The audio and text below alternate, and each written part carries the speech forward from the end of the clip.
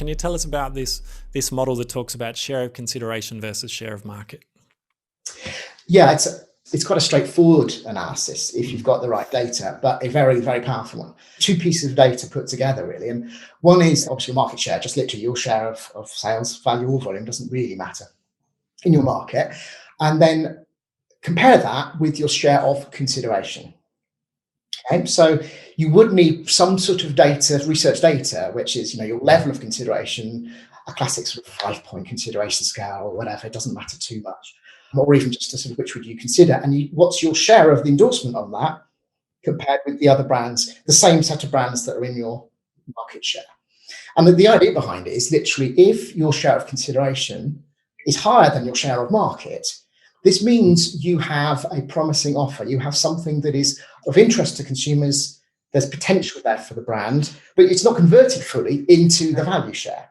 And that usually signals that there's some other issue, not really related to consumer demand, that might be limiting realizing that potential. It could be, it's often distribution, to be honest. It's often accessibility of the product or visibility of some description. Or it could be that they're being enticed away by a point of sale. So the first thing I would do when I'm in a new market and looking at this data for the first time is to do a straightforward cross plot of one against the other. So you plot the brands in terms of the share of market versus their share of consideration. And you will almost always get some form of relationship between the two. The relationship is really, really strong. They all line up on the cross plot. It means that demand is everything. There aren't any barriers. It's about building demand in that category. And also where your brand is gives you an idea of what you might need to do, what the priority is. So your position on the map and the plot itself tells you both about the category and your situation in that category. Yeah. So I always think that's a great starting point. Yeah, useful.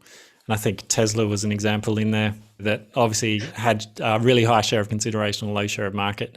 To begin with, there was so much hype and demand they created, but they had limited capacity in supply and distribution, which outweighed it. But now, even in little old Perth, just down the road, there's a Tesla dealership opening up. So you can see them expanding globally and increasing that distribution to get that share of market now. Precisely. Yeah. And that brand had the biggest discrepancy I've ever seen in the brand data, which I saw. In fact, I invested in shares in Tesla because of that. Well, I'm quite glad I did. In fact, I've got the little formula of that. Yeah.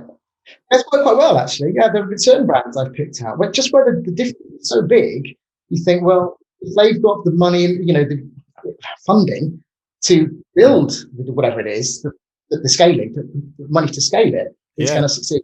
Yeah. And Netflix was another one many years ago. That was way off the scale. So I thought that was a good one. Yeah. You've been listening to Lean Mean Marketing Teams with Ty Hayes. If you love the show, please remember to hit subscribe so that you can discover more tips and strategies to build a high-performance marketing team. And if you're feeling generous, please tell someone about the show who you think would benefit.